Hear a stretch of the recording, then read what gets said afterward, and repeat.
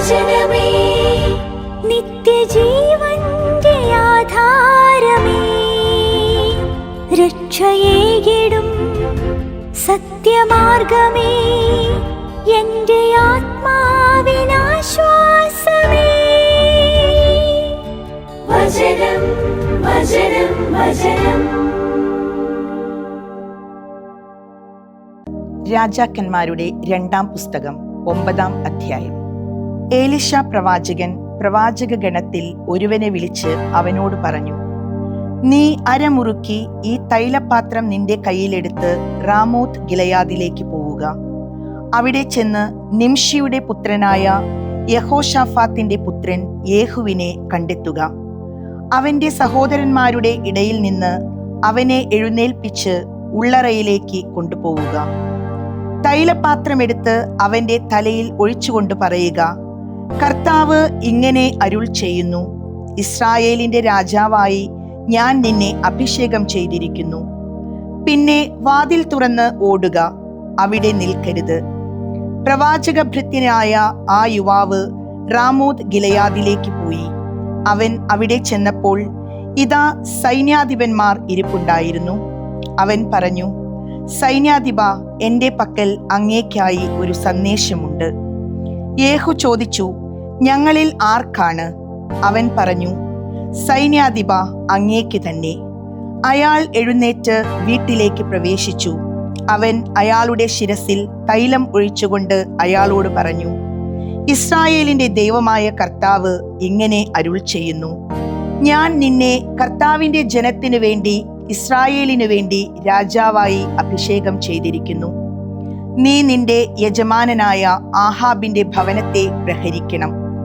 അങ്ങനെ ജെസബെലിന്റെ കരത്താൽ ചൊരിയപ്പെട്ട എന്റെ ദാസന്മാരായ പ്രവാചകന്മാരുടെ രക്തത്തിനും കർത്താവിന്റെ എല്ലാ ദാസന്മാരുടെയും രക്തത്തിനും ഞാൻ പ്രതികാരം ചെയ്യും.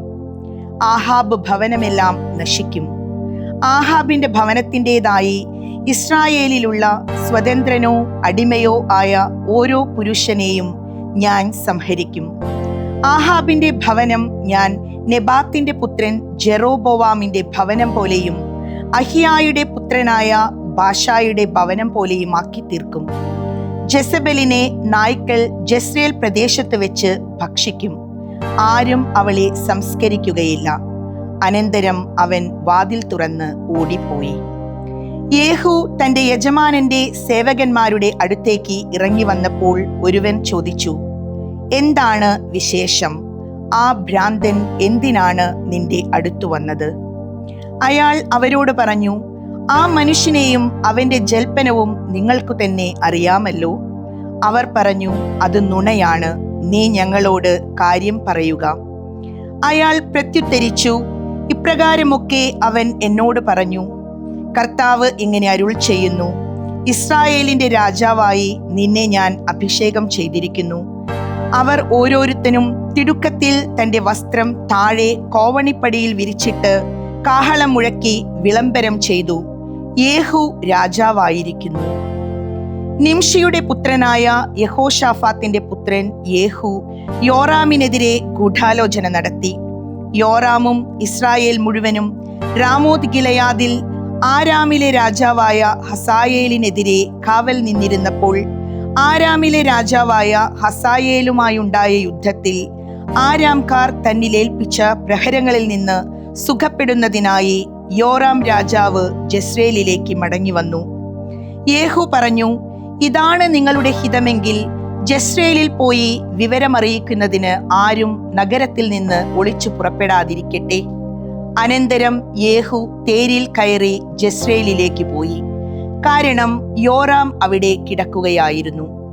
യൂദ രാജാവായ അഹസിയ യോറാമിനെ കാണുന്നതിന് ഇറങ്ങി വന്നിരുന്നു. ജസ്രേലിൽ ഗോപുരത്തിന് മുകളിൽ വീക്ഷിച്ചുകൊണ്ടിരുന്ന കാവൽക്കാരൻ യേഹുവിന്റെ സംഘം വരുന്നത് കണ്ടു. അപ്പോൾ അവൻ പറഞ്ഞു, ഞാൻ ഒരു സംഘത്തെ കാണുന്നു. യോറാം പറഞ്ഞു, ഒരു കുതിരക്കാരനെ തിരഞ്ഞെടുത്ത് അവരെ എതിരേൽക്കാൻ അയച്ച് സമാധാനമാണോ എന്ന് ചോദിക്കുക. അങ്ങനെ ഒരു അശ്വസൈനികൻ അവനെ എതിരേൽക്കാൻ പോയി. അവൻ പറഞ്ഞു, രാജാവ് ഇങ്ങനെ ചോദിക്കുന്നു, സമാധാനമോ? യേഹു പറഞ്ഞു, സമാധാനവുമായി നിനക്കെന്ത് ബന്ധം? എൻ്റെ പിന്നാലെ കൂടുക. അപ്പോൾ കാവൽക്കാരൻ ഇങ്ങനെ അറിയിച്ചു, ദൂതൻ അവരുടെ സമീപം വരെ എത്തി, എന്നാൽ മടങ്ങി വരുന്നില്ല. അവൻ രണ്ടാമതും ഒരു അശ്വസൈനികനെ അയച്ചു. അവൻ അവരുടെ അടുത്തെത്തി പറഞ്ഞു, രാജാവ് ഇങ്ങനെ പറയുന്നു, സമാധാനം. യേഹു മറുപടി പറഞ്ഞു, സമാധാനവുമായി നിനക്കെന്തു ബന്ധം?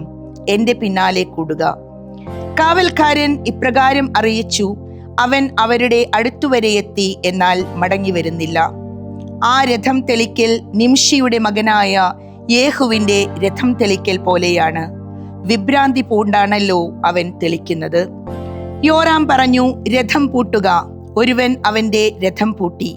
ഉടനെ ഇസ്രായേൽ രാജാവായ യോറാമും യൂദാ രാജാവായ അഹസിയായും അവനവന്റെ രഥത്തിൽ കയറി യേഹുവിനെ കാണാൻ പുറപ്പെട്ടു. ജസ്രേൽക്കാരനായ നാബോത്തിന്റെ അവകാശ സ്ഥലത്ത് വെച്ച് അവർ അവനെ കണ്ടുമുട്ടി. യേഹുവിനെ കണ്ട മാത്രയിൽ യോറാം ചോദിച്ചു, സമാധാനമോ യേഹു? അവൻ പറഞ്ഞു, നിന്റെ അമ്മ ജെസബെലിന്റെ വിഗ്രഹാരാധനകളും ആഭിചാരങ്ങളും ഇത്രയധികമായിരിക്കെ എന്ത് സമാധാനം? യോറാം തിരിഞ്ഞ് പലായനം ചെയ്തുകൊണ്ട് അഹസിയായോട് പറഞ്ഞു, അഹസിയ, ഇത് ചതിയാണ്. യേഹു ശക്തിയോടെ വില്ലുവലിച്ച് യോറാമിന്റെ തോളുകൾക്കിടയിൽ കൊള്ളിച്ചു. അസ്ത്രം അവന്റെ ഹൃദയത്തിലൂടെ പുറത്തു വന്നു. അവൻ തന്റെ രഥത്തിൽ വീണടിഞ്ഞു. യേഹു തന്റെ സേവകൻ ബിത്കാറിനോട് പറഞ്ഞു, അവനെ എടുത്തുകൊണ്ടുപോയി ജസ്രേൽക്കാരനായ നാബോത്തിന്റെ ഓഹരി വയലിൽ എറിഞ്ഞുകളയുക. കാരണം ഞാനും നീയും ഇരുവശങ്ങളിലായി അവന്റെ പിതാവ് ആഹാബിന്റെ പിന്നാലെ സവാരി ചെയ്യുമ്പോൾ കർത്താവ് അവനെതിരെ നടത്തിയ ഈ പ്രഖ്യാപനം നീ ഓർക്കുക. തീർച്ചയായും ഇന്നലെ ഞാൻ നാബോത്തിന്റെ രക്തവും അവന്റെ പുത്രന്മാരുടെ രക്തവും കണ്ടു. കർത്താവിന്റെ അരുളപ്പാട്, ഈ ഓഹരിയിൽ വെച്ച് ഞാൻ നിന്നോട് പ്രതികാരം ചെയ്യും. കർത്താവിന്റെ അരുളപ്പാട്, ഇപ്പോൾ കർത്താവിന്റെ വാക്കനുസരിച്ച് അവനെ എടുത്തുകൊണ്ടുപോയി ആ ഓഹരി സ്ഥലത്ത് എറിഞ്ഞുകളയുക. ഇതു കണ്ട് യൂദാ രാജാവായ അഹസിയ ബെത്ഹഗാന്റെ വഴിയെ പലായനം ചെയ്തു. യേഹു അവനെ പിന്തുടർന്നു. ഇബ്ലയാമിന് സമീപമുള്ള ഗൂർ കയറ്റത്തിൽ വെച്ച് തേരിലേക്ക് അവനെയും എയ്യുക എന്ന് പറഞ്ഞു. അവൻ മെഗിദോയിലേക്ക് പലായനം ചെയ്തു. അവിടെ വെച്ച് മരിച്ചു. അവന്റെ ഭൃത്യന്മാർ അവനെ ജെറുസലമിലേക്ക് തേരിൽ കയറ്റിക്കൊണ്ടുവന്ന് അവന്റെ ഖബറിടത്തിൽ അവന്റെ പിതാക്കന്മാരോടൊപ്പം ദാവീദിന്റെ നഗരത്തിൽ അടക്കി. ആഹാബിന്റെ പുത്രൻ യോറാമിന്റെ ഭരണകാലം 11 വർഷത്തിലായിരുന്നു അഹസിയ യൂദായിൽ രാജാവായത്. യേഹു ജസ്രേലിലെത്തിയെന്ന് ജെസബെൽ കേട്ടു. അവൾ കണ്ണെഴുതി തലമുടി അലങ്കരിച്ച് ജനാലയിലൂടെ താഴേക്ക് നോക്കി. യേഹു കവാടം കടന്നപ്പോൾ അവൾ ചോദിച്ചു, സ്വന്തം യജമാനന്റെ ഘാതക സിമ്രി, സമാധാനമോ? അവൻ ജനാലയിലേക്ക് മുഖമുയർത്തി ചോദിച്ചു, ആരാണ് എന്നോടൊപ്പം ഉള്ളത്? ആരാണ് 2-3 ഷണ്ഡന്മാർ അവന്റെ നേർക്ക് താഴേക്ക് നോക്കി. അവൻ പറഞ്ഞു, അവളെ താഴേക്കിടുക. അവർ അവളെ താഴേക്കിട്ടു. അവളുടെ രക്തത്തിൽ കുറച്ച് ചുവരിന്മേലും കുതിരപ്പുറത്തും ചിതറി വീണു. അവ അവളെ ചവിട്ടി മെതിച്ചു. പിന്നെ അവൻ അകത്തു കടന്ന് ഭക്ഷിക്കുകയും പാനം ചെയ്യുകയും ചെയ്തു. അവൻ പറഞ്ഞു, ഈ ശപിക്കപ്പെട്ടവളെ ശ്രദ്ധിച്ചാലും ഇവളെ അടക്കം ചെയ്യുക, ഇവൾ രാജപുത്രിയാണല്ലോ. അവർ അവളെ സംസ്കരിക്കാൻ ചെന്നപ്പോൾ അവളുടെ തലയോട്ടിയും പാദങ്ങളും കൈപ്പത്തികളുമല്ലാതെ ഒന്നും കണ്ടില്ല. അവർ മടങ്ങി വന്ന് അത് അവനോട് വിവരിച്ചപ്പോൾ അവൻ പറഞ്ഞു, തന്റെ ദാസൻ തിഷ്ബ്യനായ ഏലിയായിലൂടെ കർത്താവ് അരുൾ ചെയ്ത വചനം ഇപ്രകാരമാണ്: ജസ്രേലിന്റെ പ്രദേശത്ത് വെച്ച് ജെസബെലിന്റെ മാംസം നായ്ക്കൾ ഭക്ഷിക്കും. ഇത് ജെസബെലാണ് എന്ന് ആരും പറയാത്ത വിധം ജെസബെലിന്റെ ജഡം ജസ്രേൽ ദേശത്തിന്റെ വയൽമുഖത്ത് ചാണകം പോലെ കിടക്കും. രാജാക്കന്മാരുടെ 2-ാം പുസ്തകം 10-ാം അധ്യായം. ആഹാബിന് സമരിയായിൽ 70 പുത്രന്മാരുണ്ടായിരുന്നു.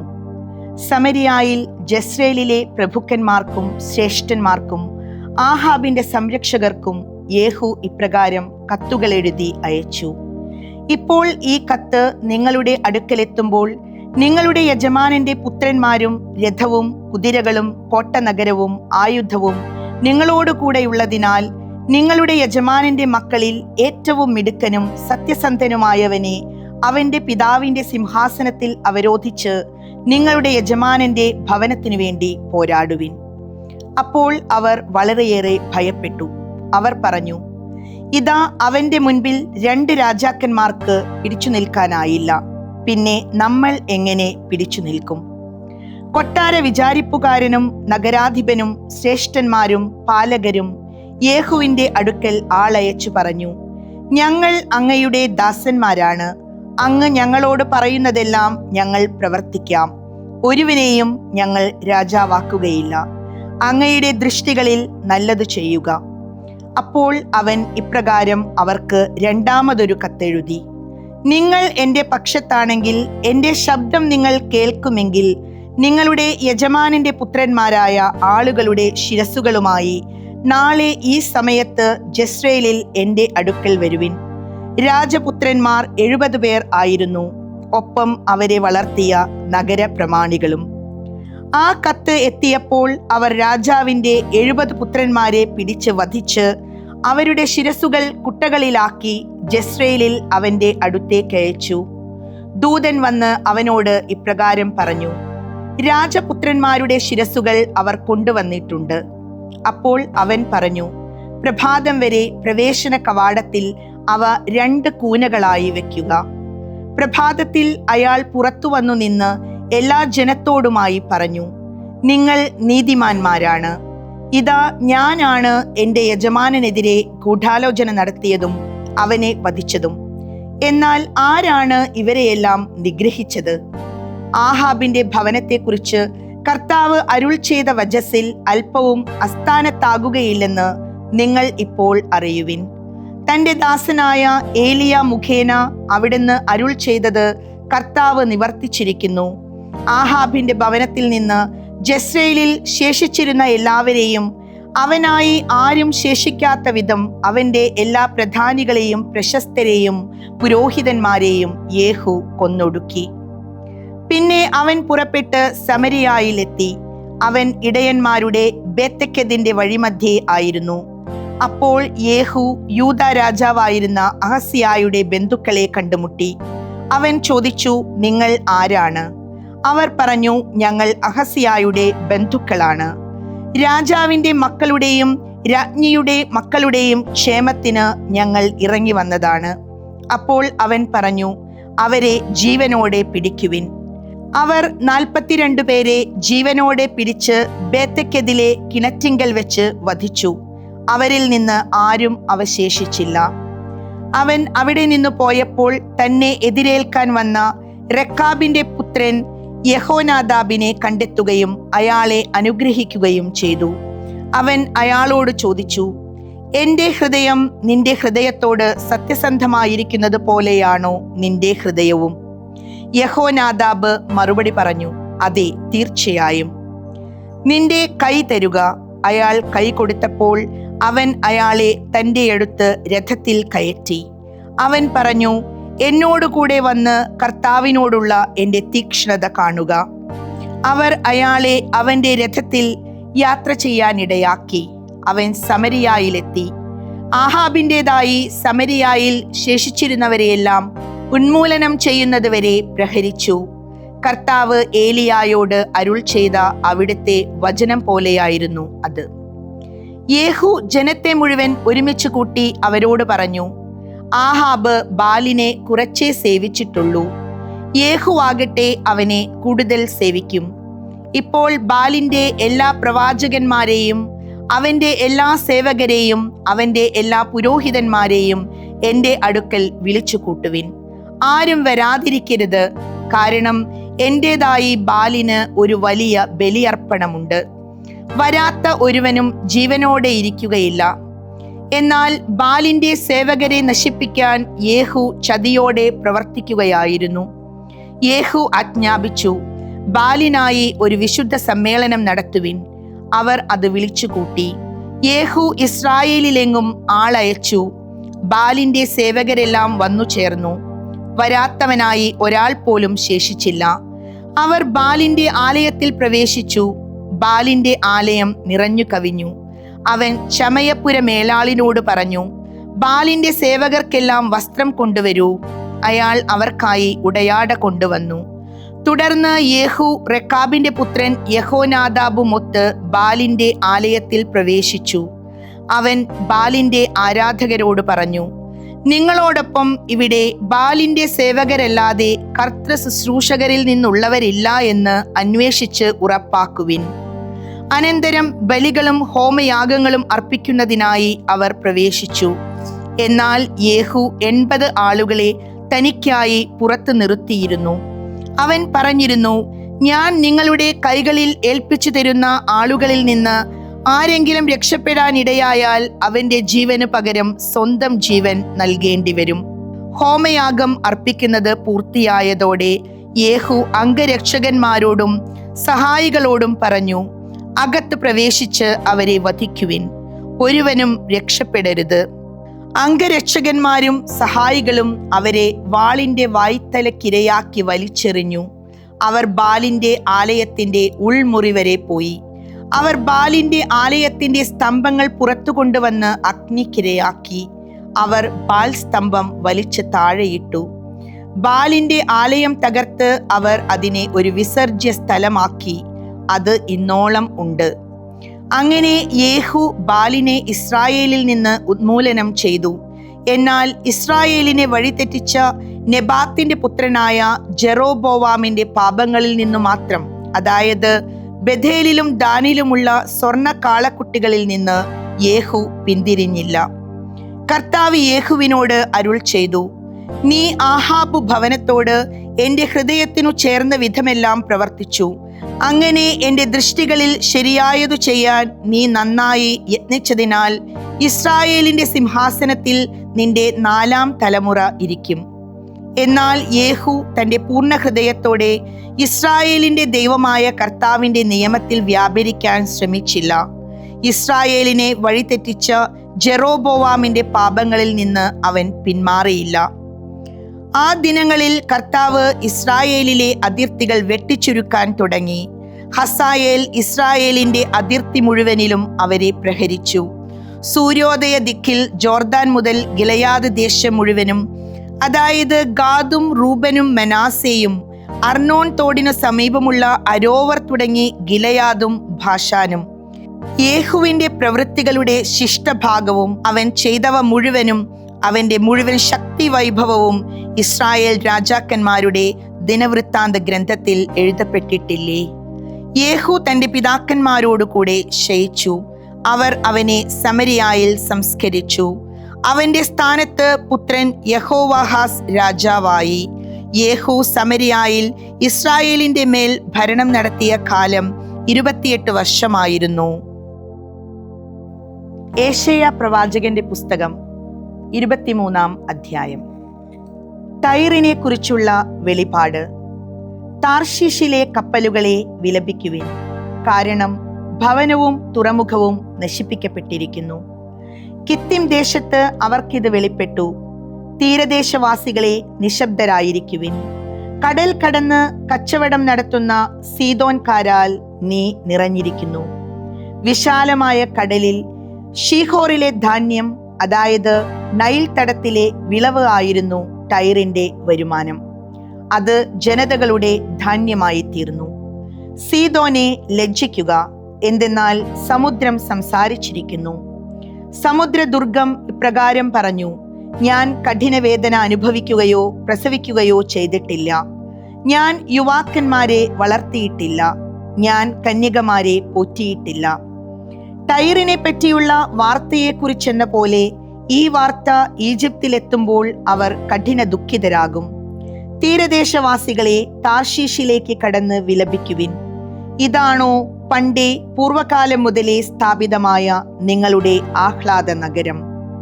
ദൂരെ വിപ്രവാസത്തിലേക്ക് അവളുടെ കാലുകൾ തന്നെ അവളെ കൊണ്ടുപോകുന്നു.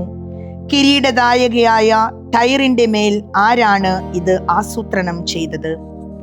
അവളുടെ കച്ചവടക്കാർ പ്രഭുക്കന്മാരും വ്യാപാരികൾ ഭൂമിയിൽ ബഹുമാന്യരുമത്രേ. ഭൂമിയിലെ സർവമഹത്വത്തിന്റെയും അഹങ്കാരത്തെ നിന്ദിക്കാൻ, ഭൂമിയിലെ എല്ലാ ബഹുമാനിതരെയും അവമാനിക്കാൻ സൈന്യങ്ങളുടെ കർത്താവാണ് ഇതു ചെയ്തത്. താർശീഷിന്റെ പുത്രി, നിന്റെ ദേശത്തിലൂടെ നീർപ്രവാഹം പോലെ കടന്നു പോവുക. ഇനിയും തടസ്സങ്ങളില്ല. അവിടുന്ന് സമുദ്രത്തിന്മേൽ തന്റെ കരം നീട്ടി രാജ്യങ്ങളെ വിറപ്പിച്ചു. കാനാന്റെ ശക്തിദുർഗങ്ങളെ നശിപ്പിക്കാൻ കർത്താവ് കൽപ്പന നൽകി. അവിടുന്ന് അരുൾ ചെയ്തു, മർദ്ദിതയായ സീദോൻ പുത്രി, ഇനിമേൽ നീ ആഹ്ലാദിക്കുകയില്ല. എഴുന്നേറ്റ് കിത്തിമിലേക്ക് പോവുക, അവിടെയും നിനക്ക് വിശ്രമം ലഭിക്കുകയില്ല. കൽദായരുടെ ദേശം കണ്ടാലും അത് ഒരു ജനത ആയിരുന്നില്ല. കപ്പലുകൾക്ക് വേണ്ടി അസീറിയ ആണ് അത് സ്ഥാപിച്ചത്. അവർ അവിടെ ഉപരോധ ഗോപുരങ്ങൾ ഉയർത്തുകയും അവളുടെ അഭയനഗരങ്ങൾ തകർക്കുകയും അത് നാശകൂമ്പാരമാക്കുകയും ചെയ്തു. താർശീശിലെ കപ്പലുകളെ വിലപിക്കുവിൻ, എന്തെന്നാൽ നിങ്ങളുടെ ശക്തി ദുർഗം നശിച്ചിരിക്കുന്നു. ഒരു രാജാവിന്റെ ദിനങ്ങൾ പോലെ 70 വർഷത്തേക്ക് ടൈർ അന്ന് വിസ്മരിക്കപ്പെടും. ആ 70 വർഷം പൂർത്തിയാകുമ്പോൾ വേശ്യയുടെ ഗാനത്തിൽ പറയുന്നത് പോലെ ടൈറിന് സംഭവിക്കും. വിസ്മൃതയായ സൊയ്രിണി, വീണ മീട്ടി നഗരത്തിന് പ്രദക്ഷിണം വെക്കുക.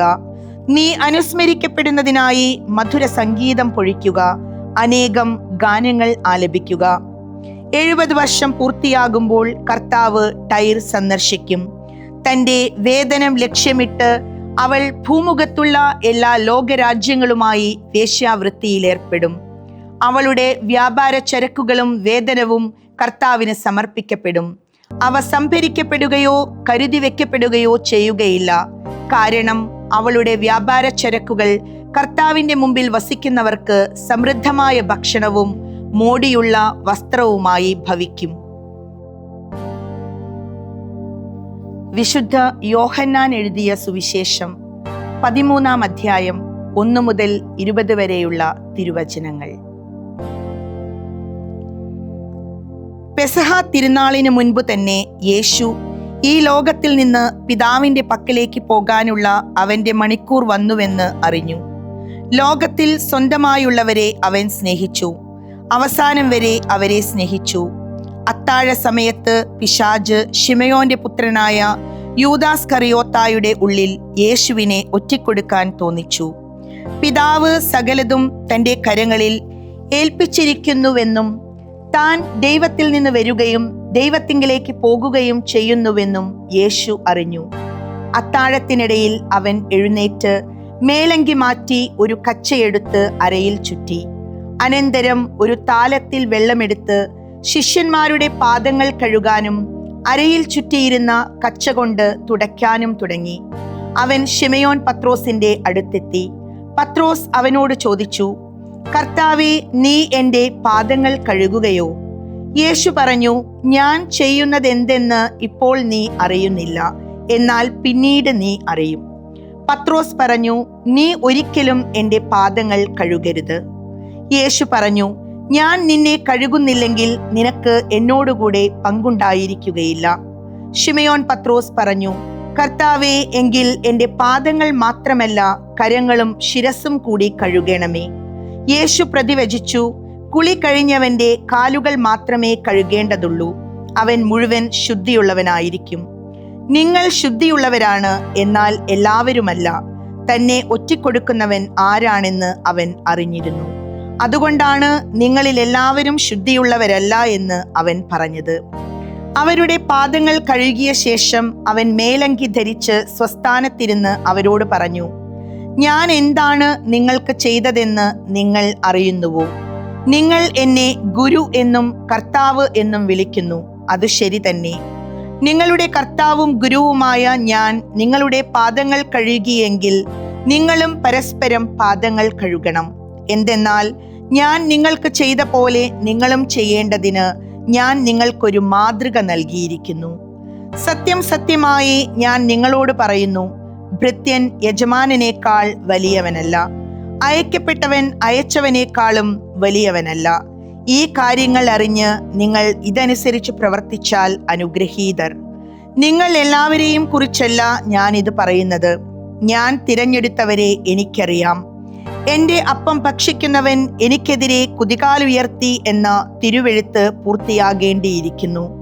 അത് സംഭവിക്കുമ്പോൾ ഞാൻ ആകുന്നു എന്ന് നിങ്ങൾ വിശ്വസിക്കേണ്ടതിനാണ് സംഭവിക്കുന്നതിന് മുൻപ് ഇപ്പോൾ തന്നെ ഞാൻ നിങ്ങളോട് പറയുന്നത്. സത്യം സത്യമായി ഞാൻ നിങ്ങളോട് പറയുന്നു, ഞാൻ അയക്കുന്നവനെ സ്വീകരിക്കുന്നവൻ എന്നെയാണ് സ്വീകരിക്കുന്നത്, എന്നെ സ്വീകരിക്കുന്നവൻ എന്നെ അയച്ചവനെ സ്വീകരിക്കുന്നു. ദൈവവചനമേ, നിത്യജീവന്റെ ആധാരമേ, രക്ഷയേകിടും സത്യമാർഗമേ, എന്റെ ആത്മാവിനാശ്വാസം.